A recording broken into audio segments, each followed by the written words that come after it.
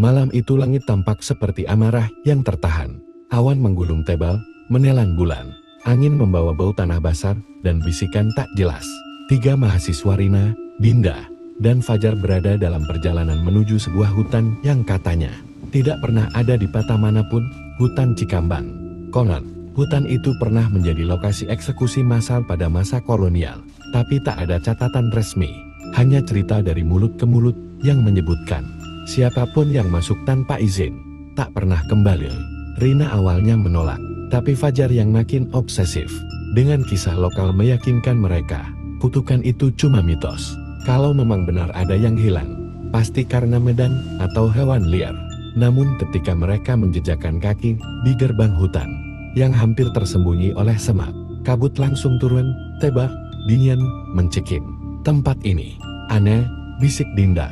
Di tengah hutan, mereka menemukan bekas pondok kayu tua. Rina menyalakan kamera, Fajar merekam suara, dan Dinda membawa tas berisi logistik. Saat malam tiba, suara-suara mulai terdengar. Bukan suara hewan, tapi bisikan yang jelas mengucapkan nama mereka. Rina, pulanglah. Fajar, kamu pengganti. Seseorang atau sesuatu menggoreskan simbol aneh di batang pohon. Ketika Fajar meneliti ukiran itu, ia tiba-tiba berdiri kaku. Matanya kosong. Dia sudah datang, ucap Fajar. Di dalam pondok, mereka menemukan cermin tua berdebu.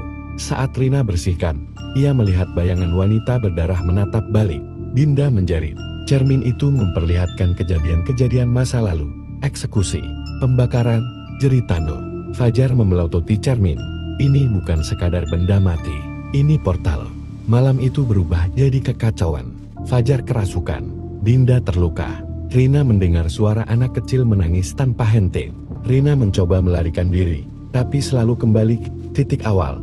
Akhirnya ia sadar, hutan ini tak mengikuti hukum ruang biasa. Ada satu yang harus tinggal, agar yang lain bisa pulang. Suara dari dalam cermin berkata, Rina mengambil keputusan. Ia menyerahkan dirinya. Dinda berhasil keluar. Fajar hilang. Kini, setiap malam Jumat Kliwon, warga sekitar mendengar suara perempuan bernyanyi dari dalam hutan. Beberapa saksi bilang melihat sosok wanita berdiri di antara pepohonan rambut panjang, mata kosong, gaun penuh lumpur. Mereka bilang, itu Rina. Menjaga agar kutukan itu tidak keluar. Setiap malam, Rina mendengar suara yang datang dari tanah. Bukan suara manusia, tapi lebih seperti ratapan makhluk yang terkubur. Suara itu memanggil namanya dengan irama yang menyeramkan. Rina menemukan jurnal tua yang halaman-halamannya basah oleh darah. Tulisan di dalamnya berubah setiap kali dibuka. Isi jurnal mengungkapkan ritual kuno yang menjaga roh tetap tertidur.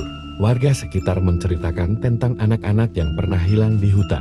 Rina mulai melihat mereka dalam mimpinya, anak-anak pucat dengan mata hitam, memanggilnya ibu. Di tengah hutan, tersembunyi sebuah patung batu yang menyerupai wajah Rina. Hutan itu bukan sekadar kumpulan pohon dan kabut. Ia hidup, dan malam itu, saat Rina menyalakan kamera, sebuah kilatan cahaya merah terpancar dari balik semak-semak. Ia perbesar gambar dan terkejut. Sepasang mata merah menyala menatapnya balik. Bukan mata hewan. Mata itu terlalu tinggi dari tanah. Terlalu sadar. Setiap langkah yang ia ambil, gemerisik daun terdengar. Bukan hanya dari kakinya, tapi dari segala arah. Seolah hutan itu mengintai, menunggu momen tepat untuk menyergap. Pondok yang dulu mereka gunakan sebagai tempat istirahat kini terlihat berbeda. Lebih besar, seperti membengkak oleh sesuatu dari dalam. Jendela-jendela tambahan muncul, dan lorong-lorong baru menembus hutan di sekitarnya. Rina masuk, dan lantai kayu mengerang di bawah kakinya. Dinding-dinding berdenyut perlahan, seperti dada makhluk yang bernapas. Suara napas terdengar samar, seakan bangunan itu sadar akan kehadirannya. Di balik lantai yang roboh, Rina menemukan sebuah rantai panjang berkarat. Ujungnya masuk ke dalam tanah. Ketika ia menyentuhnya, tubuhnya terguncang. Kilasan-kilasan muncul. Seorang perempuan yang ditarik paksa ke dalam lubang. Seorang anak yang meronta, dirantai ke pohon. Rantai itu adalah penghubung antar masa, menyimpan ingatan para korban yang tak pernah bisa lepas dari kutukan hutan.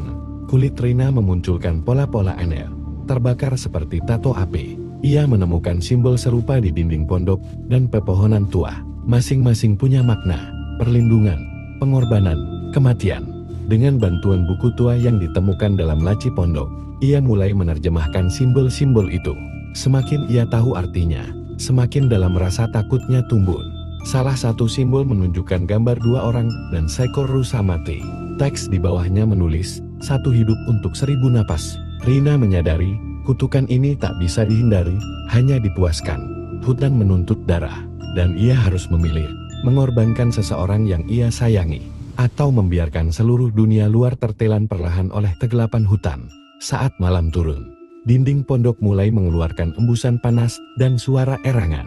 Kayunya tampak seperti kulit, lengkap dengan pori-pori. Rina menempelkan telinganya dan mendengar detak jantung.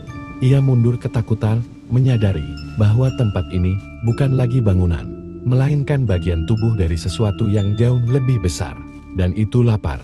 Keesokan paginya, Dinda tak ada di tempat tidurnya.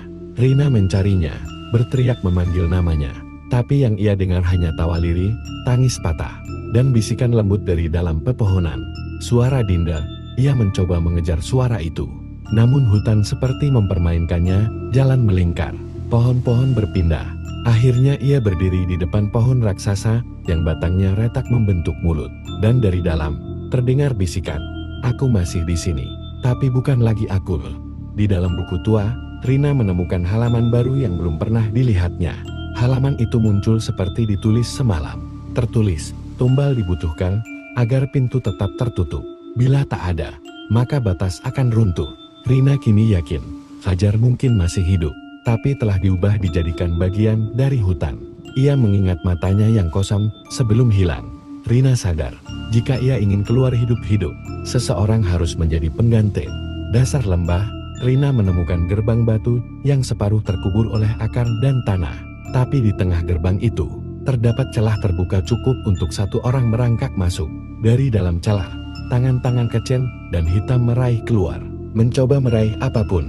Jeritan lirih dan rintihan anak-anak menggema dari dalam. Ia menutup telinganya, tapi suara itu masuk langsung ke pikirannya. Gerbang itu bukan untuk keluar, itu untuk masuk. Saat Rina menyentuh simbol terakhir di tubuhnya, ia melihat dunia yang belum terjadi.